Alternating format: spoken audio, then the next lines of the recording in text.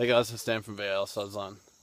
Today I'm just going to go over about some of the things I noticed about my kids here and why I'm happy that we're here and that they're getting to start their early years off here in Costa Rica. As Ava came here when she was 2.5 and Ashley when she was 16 months. So essentially they've lived here their whole lives, you know. They don't remember Australia, and Sean was born here, so obviously he's spent his whole life here. But you know, back in Australia, I think we would be going to the beach maybe. We lived in Brisbane, so, you know, it's a beautiful city. There's a lot of nature inside the city. But realistically, we'd probably be going to the beach maybe 4 or 5 times a year.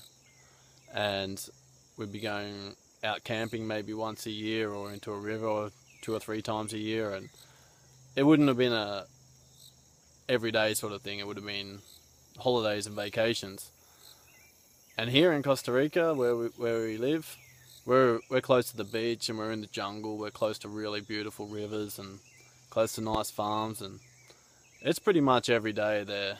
The men haven't been to the beach for a little bit, but you know, there are periods where they go to the beach every day for 2 months. They won't miss a day. Or the river, same. They can go to the river, beach, and go to a different farm in the one day. So that's like their normal. That's their life. And there's a mall or the city that we go to. You know, the mall with the cinemas, they'll go there 2 or 3 times a year or something. And it's like a birthday treat. They love it. And we enjoy it. We enjoy going there. But what I'm happy about is that our vacationing back in Australia at the beaches and all that's our everyday life here. And our going to the mall and all that's a special occasion, and going to the cinemas is a special occasion. I think it would happen if we lived out of the city in Australia, but we were tied to the city through our work. We weren't location independent there, and anyone from Australia will know how expensive it is, and we just couldn't get out of the city without, or start something online or do anything without a bit of capital behind us. And it ended up being a cheaper option to come to Costa Rica and try it out from there. That wasn't the plan of why we came here, to set up jobs online and all that. We just came here to get, the life wasn't working, and so we came here to experience that. And another thing the kids have picked up since they've been here is another language thrown in with it. They're totally fluent in Spanish. So Sean's probably a little bit better in Spanish, like he's equally both. And the girls, I would say, there's barely a difference. They're probably a touch better in English, but it's no different from them. They're happy to watch a movie and do whatever in Spanish. I actually watched my first movie in Spanish the other day and understood the whole thing. It was a kid's movie, but it was a little thing that I was proud of, that I could understand the whole movie, and even got all that adult jokes in the movie, you know, the kids' movies that have the adults jokes. But yeah, anyway, off topic.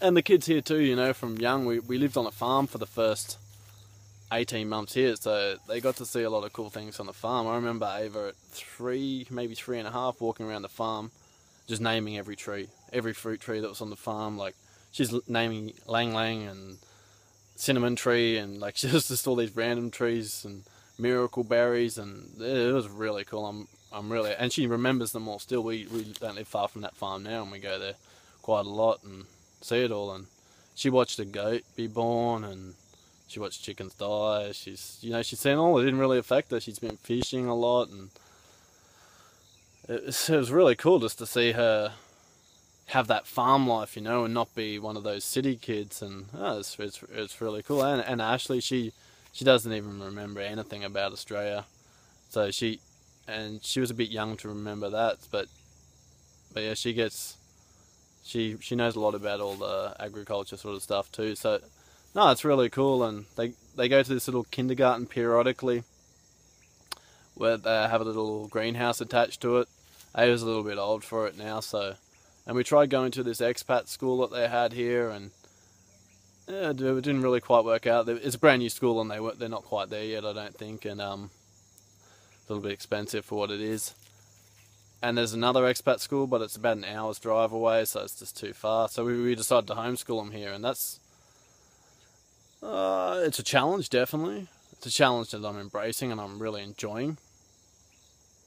And I think I'll talk more about that in another video, because there's a lot involved in it. I've been up studying. It's like my thing that I'm obsessed with is the best education I can possibly get for my children, but also while experiencing all this stuff that we're experiencing. And I feel I'm doing a good job of it. I feel I've got a nice balance between education, agriculture, the world, and yeah, it's pretty easy in a location like this, whereas so many expats, you know, teaching about the world's really easy for the kids because all their friends are from different countries, and teaching about farms and agriculture is really easy because we go to them all the time. And then all the other stuff, well, that's kind of easy too because there's so much available online now that it's just easy, you know. It just takes a bit of looking around and finding the things that work for you, and I'm sure there's going to be more challenges on the way, but yeah, I think we're going good. I'll talk more about that in another video and give a few links to some stuff that I use. Yeah, anyway, that's just what I wanted to say about how I'm pretty sure we made the right decision for our kids, and I'm happy that they have the life that they have. Okay, alright guys, till next time.